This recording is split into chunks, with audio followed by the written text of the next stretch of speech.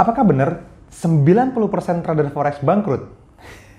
Dan masih banyak pertanyaan-pertanyaan lainnya, kita langsung bahas aja di video kali ini.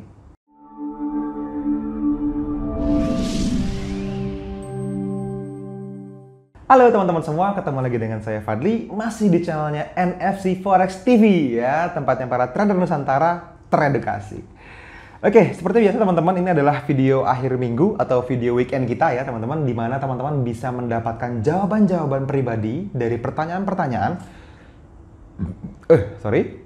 yang sudah teman-teman input di Instagramnya NFC tuh, ada di bawah tuh, @nusantara_efek_community ya. Instagram ini produktif banget ngasih edukasi, ada tim khusus yang mikirin apa yang perlu di-share sama family NFC.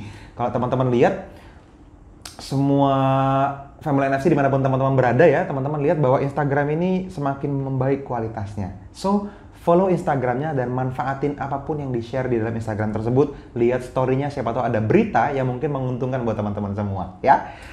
Kita masuk pertanyaan pertama nih, yang cukup fenomenal dan lucu menurut saya ya. Dari @tutderiasa. Apakah benar trader forex 90% bangkrut? Pertanyaannya lucunya gini loh. Bangkrut itu definisinya apa dulu ya? Kalau dibilang parameternya harus jelas dulu, misalnya apakah 90% traders itu margin call di 3 bulan pertama? Jawabannya salah. Yang benar 94%. Ya. Masa sih mas? Iya teman-teman. Teman-teman boleh cari di riset manapun, teman-teman bisa melihat angka orang MC teman-teman. Lebih dari setengahnya itu MC di bulan pertama bahkan. Kalau 3 bulan ya agak lama lah dia bertahan ya, tapi 94%-nya loss. Gitu loh. Jadi kalau pertanyaan ini ditanyakan sampai hari ini ya ke saya masih bisa bilang ini iya, benar adanya teman-teman ya. Terus kaitannya gimana dong mas? Saya mesti apa ya? Teman-teman hindarin, jangan ngikutin terlalu banyak mayoritas orang yang ngajarin cara trading yang tidak benar. Teman-teman gampang, tinggal googling aja. Cara trading yang paling banyak diajarkan, nah bisa jadi itu yang paling ramai dipakai, hati-hati. Gitu ya, dan ada banyak cara lain lah. Nanti teman-teman tonton aja video-video di psikologi trading NFC, di situ banyak ya di playlist di video ini, di YouTube ini, untuk bisa mendapatkan cara belajar yang lebih efektif. Kurang lebih gitu.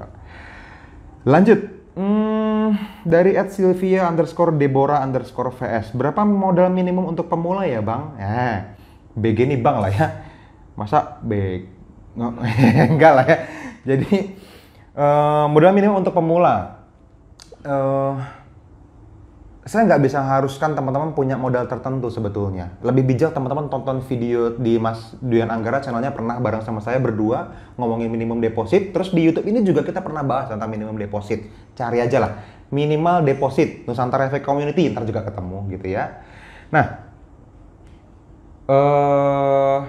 kalau saya cuma dikasih waktu 30 detik untuk menjawab, saya akan bilang minimal deposit $300. Kenapa? Karena area rata-rata yang dianalisa sama traders itu 30 pips lebar areanya. Sehingga teman-teman boleh pakai lot paling kecil, 0,01. Oke? Tapi kalau teman-teman areanya cuma 20 pips, teman-teman pakai lot 0,01 nggak bisa dengan modal $300. Ya sorry, kalau areanya lebih besar dari 30 pips, kayak 40 pips misalnya, nggak bisa gitu ya. Apalagi sampai areanya 60 pips. Bisa sih, tapi dengan resiko yang lebih besar. Teman-teman punya resiko lebih gede kalau modalnya di bawah itu. Kalau modalnya dinaikin, bisa. Atau lotnya yang digedein, tapi jadi resikonya besar. Gitu aja ya. Oke, apalagi yang penting saya jawab. Ada beberapa yang sudah pernah ditanyakan, saya pernah jawab. Nanti saya review aja di akhir. Kebiasaan-kebiasaan apa saja? Oh ini saya sebut dulu akunnya, @chandra.e.c. Apa saja kebiasaan-kebiasaan seorang trader untuk meningkatkan identitas sebagai seorang trader? Wah, ini good question nih. Identitas itu adalah sesuatu yang sangat dibela oleh setiap manusia. Saya adalah seorang trader. Maka kalau seorang trader, berpikirlah sebagai seorang trader.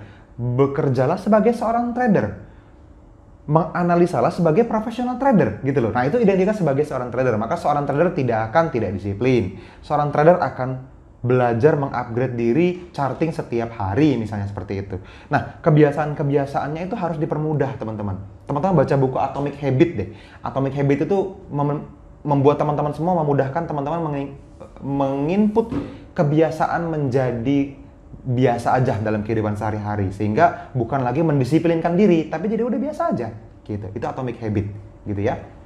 Nah, kebiasaannya ya teman-teman permudah akses laptopnya, buka laptop setiap hari, dibuka chartnya setiap hari, dan yang paling penting di review. Ini kebiasaan paling penting yang banyak nggak dilakuin sama seorang trader, yaitu mereview transaksi yang sudah pernah terjadi, transaksi sendiri, atau misalnya teman-teman sebagai member NFC VIP, downloadin aja tuh PDF edukasinya. Di situ ada before and after chart yang isinya ratusan transaksi yang teman-teman boleh pelajarin ya. Itu juga meningkatkan skill bawah sadar teman-teman semua. Matanya terbiasa melihat area bagus, ya.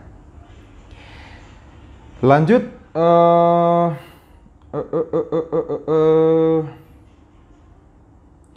dari @govern_hermawan, seberapa jauh move out harga dari area UFO atau unfilled order ya, yang masih bisa dikatakan valid untuk entry? Teman-teman, patokannya bukan seberapa jauh ditinggalin areanya. Ini agak teknis nih ya. Ini kelas sebenarnya nih yang berbayar yang dapat materi ini. Nggak apa, saya bocorin dikit. Jadi move out-nya itu bukan dihitung dari seberapa jauh teman-teman, tapi dari seberapa banyak current yang ada di dalam AutoClimate. Ya, AutoClimate adalah sebuah tools yang diciptakan sama Tradictive Pte Ltd dari Singapura, dikasih free ke NFC untuk semua orang di Indonesia yang mau menilai seberapa jauh tren akan bekerja, seberapa jauh tren akan meneruskan trennya, atau udah mau balik. Nah, AutoClimate punya ukuran current dan STD atau standar deviasi. Current-nya nggak boleh lebih dari STD-nya, itu aja. Kalau dia udah jauh terus baliknya cepet, itu current-nya nggak terlalu jauh, tetap boleh diambil, jadi tetap valid, ya. Bingung-bingung tuh yang belum ngerti ikut kelas ya. Nggak apa ya, sambil belajar pelan-pelan. Sisanya saya rasa sudah pernah saya jawab gitu ya. Kalau pertanyaannya, Mas, kalau extreme high, extreme low dapat dari mana? Cara melihatnya gimana? Teman-teman garis aja, buka chart daily, garis dari atas ke bawah, Fibonacci, dibikin seperempat atas, seperempat bawah, itu adalah extreme high dan extreme low. That's it. Tengahnya adalah equilibrium, ya. Terus, kalau loss terus apakah harus ganti strategi? Ya tergantung, loss terusnya berapa banyak. Kalau baru 3 kali ya jangan. Kalau 30 kali berturut-turut loss terus, ya strateginya salah. Dibalik aja, jadi 30 kali berturut-turut profit, ya. Tergantung jumlahnya. Kalau masih 6 kali, 8 kali masih mungkin bisa dilanjutkan. Langkah awal belajar forex, pakai ikutin kelas kita Forex First Class, cari ya di video di bawah YouTube ini, ada di kolom deskripsi di bawah video kelas forex NFC ya, ada.